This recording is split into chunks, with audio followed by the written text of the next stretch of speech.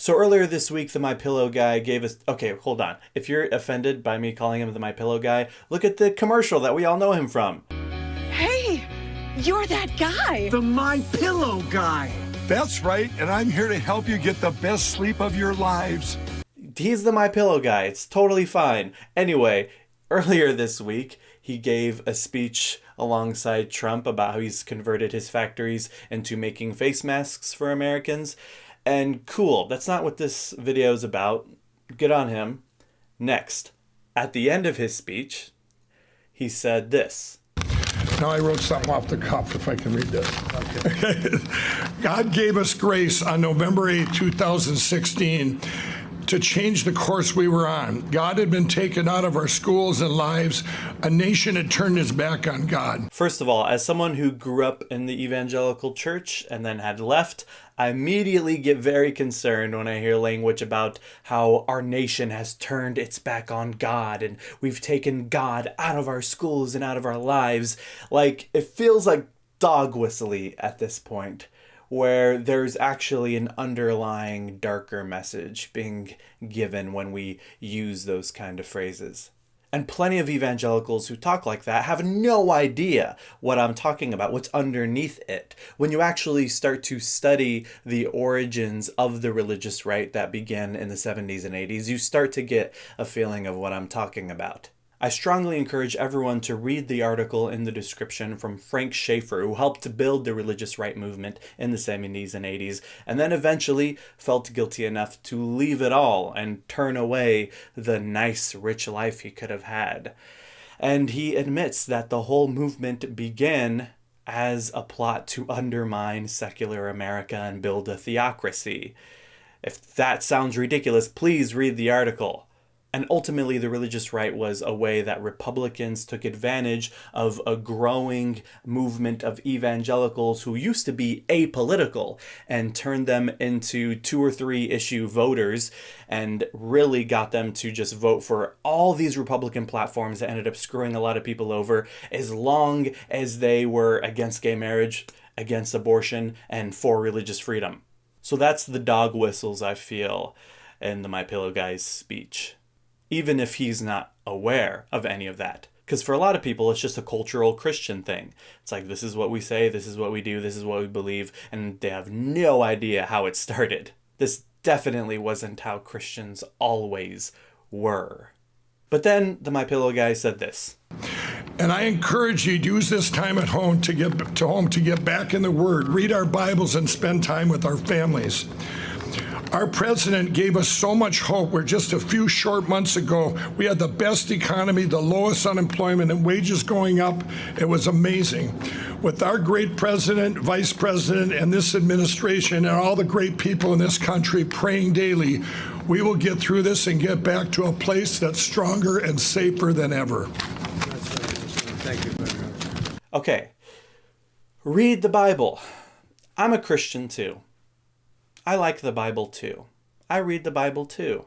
But here's what's strange about that comment. If we were to actually read the Bible, we would end up coming across a whole lot of verses that are against the way Trump is. I mean, first off, there are all the verses that are against pride and arrogance, having a loose tongue, and all the other moral failings of Trump. But then we would also come across the verses that speak about economic justice. Back when Trump initially introduced the bill that lowered several taxes for the rich, a group of clergy went to the Senate building and together read out some of the 2,000 verses in the Bible that speak about poverty and justice, as a way of saying, this is actually what the Bible says. This is actually what the Christian tradition talks about, not what you're doing, Trump.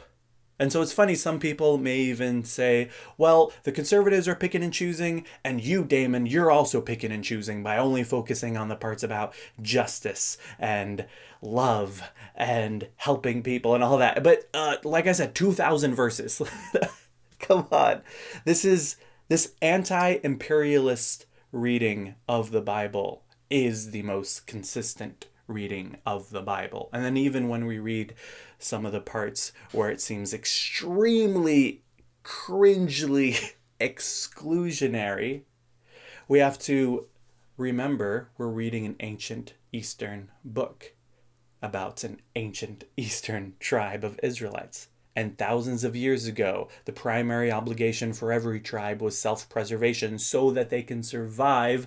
And that self-preservation were based on their cultural biases, which included excluding different kinds of people. But ultimately, what we see in the Bible is an evolution, is a progression toward greater justice and greater love. And the Bible is to be read as us entering into that evolution, not as a constitution or an encyclopedia. What's the answer on this issue? Let's look up the Bible verse that gives us the answer. Boom, I have the answer. No, we're supposed to enter into it, question it, wrestle with it, struggle with it. And it ends up creating a path for us to walk on together, where we continue wrestling and struggling with the ideas presented in the Bible, as we continue to find ways to move toward greater justice and greater love, because this whole thing begins with the God of the Exodus.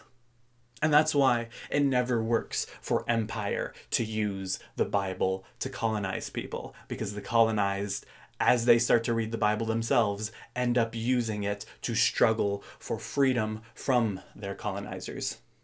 That's what we see in figures like Nat Turner and Harriet Tubman, who were taught the Bible and especially emphasized the verses in the New Testament about slaves obeying their masters, but that's like 2 or 3 verses. And then they looked at the Old Testament and realized, oh, actually, our colonizers are the baddies here. We read this whole thing, and again, we realize God is actually on our side.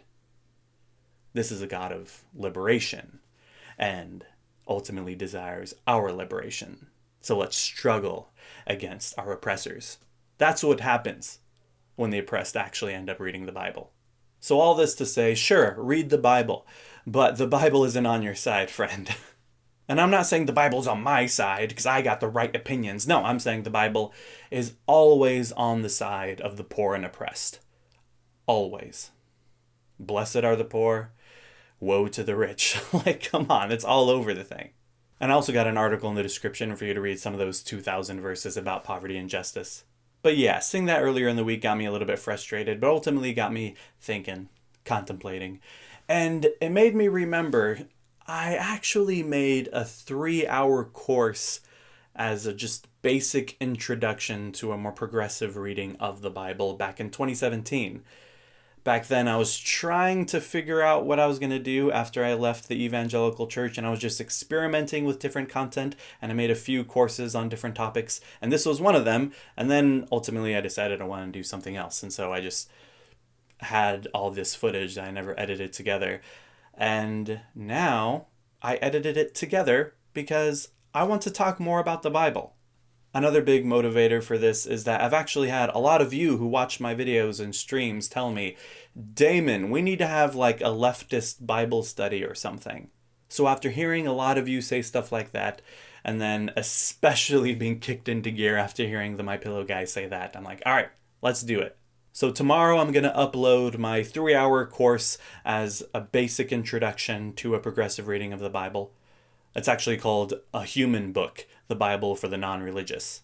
And when I say the word progressive here, what I mean by that is a reading that integrates the insights of modern scholarship, because that's really important for me. So I'm not meaning like a type of bipartisan reading or a biased reading in any sort of way, but modern scholarship has helped us a lot in reading these ancient Eastern texts. And it's great to understand the historical context as we read this stuff, and it's great to understand how we should read ancient Eastern texts without modern Western eyes. That's a big theme throughout the whole thing. So make sure you watch that when I upload it tomorrow. And also I'm going to upload a much shorter course just about sacred reading, or Lectio Divina, which is a more contemplative way of reading sacred texts. But where I'm coming from here is I just want to give you all resources. Like, yeah, let's read the Bible, but let's read it responsibly, please. And so after that, I'll probably make some more videos on different ways of reading the Bible. But you should join the Discord that we started up recently. There's some really cool people in there who are discussing these issues. but I want to actually do some sort of leftist Bible study. When I say leftist Bible study, I mean Bible study for people on the left. We're not going to manipulate the scriptures to make every Bible character a communist. No, that's lame. We're just going to read it responsibly. And then when it comes to how to apply this stuff, that's probably where we're going to get into the more leftist stuff.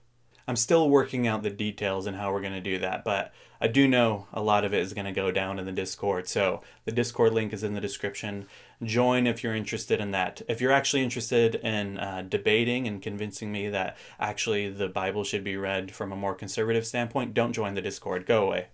And I only say that because there's so many more places for you to hang out than there are for people like me. So go and hang out at those places. But Damon, you're a Christian. I thought you were supposed to be like welcoming to everybody. This isn't a church. This is just a Discord server. Anyway, thank you for watching. Make sure you subscribe. Make sure you follow me on Twitch, twitch.tv/whoisdamon, where we talk about all this stuff in a more freeform and interactive way. And join the Discord, like I said, also to be notified whenever I go live on Twitch. We've been going live a whole lot more during this time. And if you'd like to support me, I'd greatly appreciate it. Patreon.com/Damon Garcia. Shout out to all my patrons already over there. Stephen Harp, Balaj Vin Seidel, Alex Albatross, James Finlay, Keegan James, Kristen Mouse, Marina Black, Mimi McGann, New Transcendentalist, Onion, Peter John Blake, Ranger Jenny, Refined Your Scene, Samuel Sakwe, and everyone else. I appreciate you. Join the Discord. All right, bye-bye.